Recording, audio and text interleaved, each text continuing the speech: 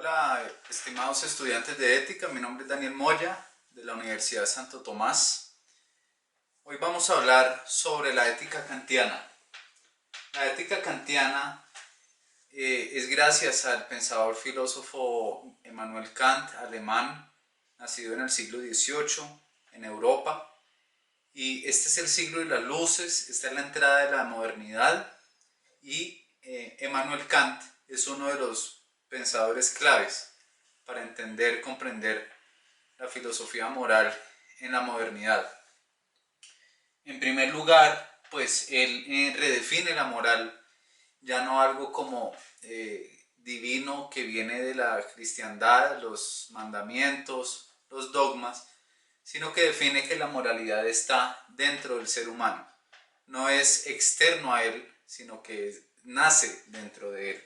Concepto clave para entender lo que hoy en la modernidad queremos decir con humanidad, por ejemplo, y con los derechos universales, porque esta ley, esta ética es universalista porque plantea que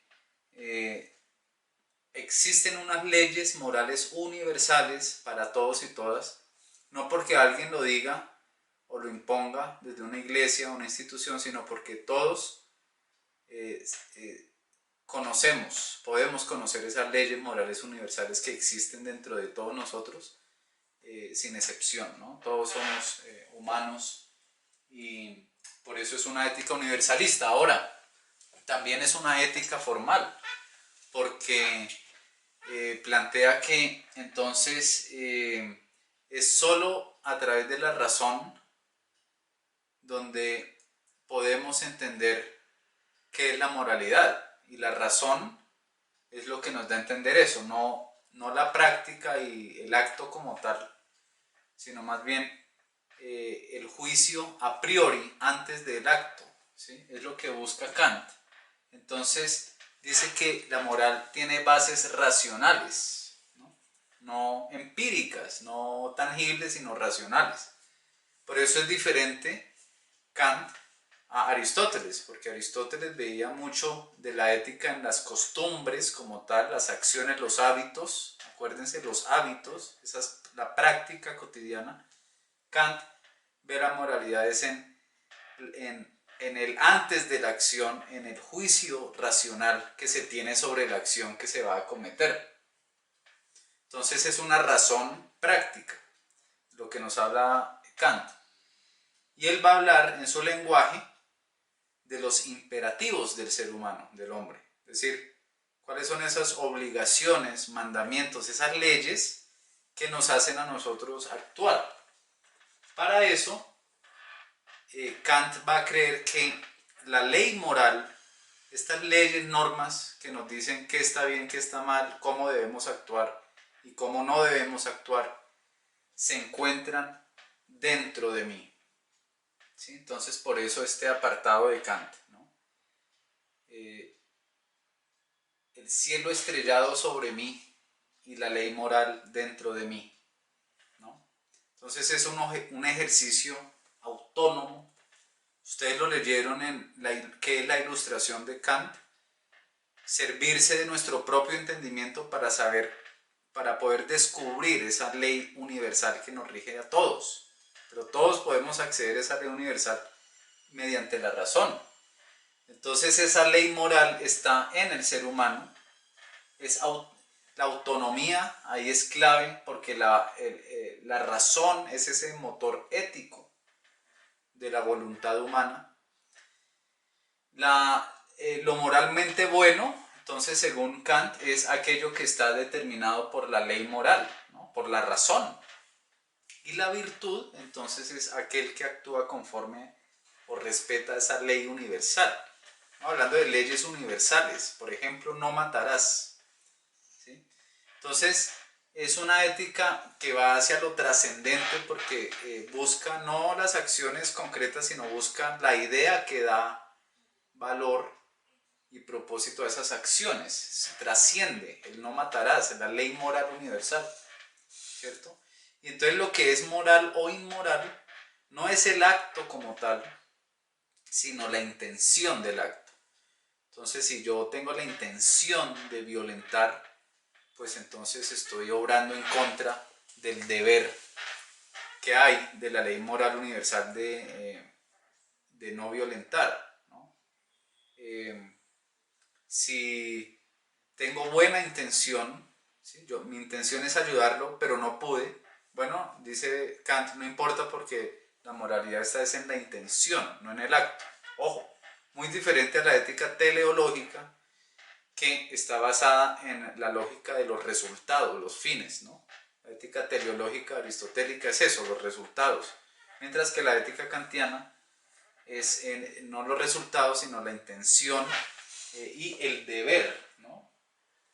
Entonces él nos habla de imperativos, que son los mandatos, ¿no? Él nos dice que hay unos imperativos, unos mandatos que cumplimos como seres humanos hipotéticos. Por ejemplo, si quiero vivir, debo alimentarme. Ese sería un mandato hipotético, ¿no? Pero dice Kant, ahí no está la moralidad, no en ese tipo de mandatos, más bien la moralidad está es en el imperativo, el mandato categórico, es decir, aquellos imperativos morales que son fines puros, ¿no? Sin condiciones, se deben hacer por lo que son en sí mismas. Por ejemplo, yo debo ser veraz, es decir, no mentir, debo hacerlo. No porque necesite vivir más o porque necesite un trabajo o porque necesite tener una buena reputación en el mundo, sino porque debo y punto, debo ser veraz. Ese sería un imperativo categórico, porque categóricamente rige al ser humano. No es un imperativo anterior, el hipotético, que es básicamente teleológico, ordena los medios para conseguir los fines, ¿no? Este trabaja solo con los fines. El hombre debe ser veraz. Ser veraz en sí mismo es lo que vale, ¿sí? No las consecuencias o resultados. Entonces Kant nos plantea el famoso y conocido imperativo categórico kantiano. ¿Sí? Acuérdese que imperativo es un mandato, una obligación. Y dice esto: obra de tal modo que la máxima de tu acción, dictada por tu voluntad, sea una ley o norma universal. ¿Qué quiere decir? Obra de tal modo que ese principio rector que mueve su acción pueda ser una ley universal. ¿Será que le presto o no le presto dinero a un familiar que está muy necesitado?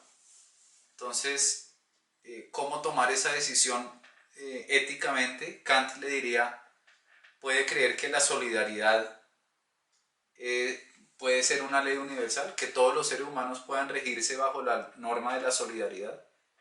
Racionalmente, uno diría sí. Entonces Kant le diría, entonces ayude y sea solidario con su familiar y préstele. Porque, en cambio, la otra cara de la moneda sería, ¿será que pido prestado o no pido prestado a mi amigo sabiendo que no le voy a poder pagar? ¿Sí?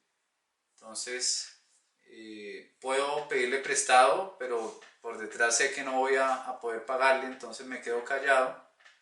O más bien, debo ser siempre veraz y punto, ¿no? Eso es como porque en esa lógica yo diría, puedo creer que todos los seres humanos pueden guiarse bajo la lógica de la mentira, ¿cierto? Del engaño, pedir prestado sabiendo que no voy a poder pagar, pero aún así pido prestado dinero.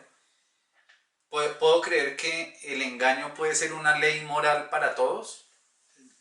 La razón nos dice que no.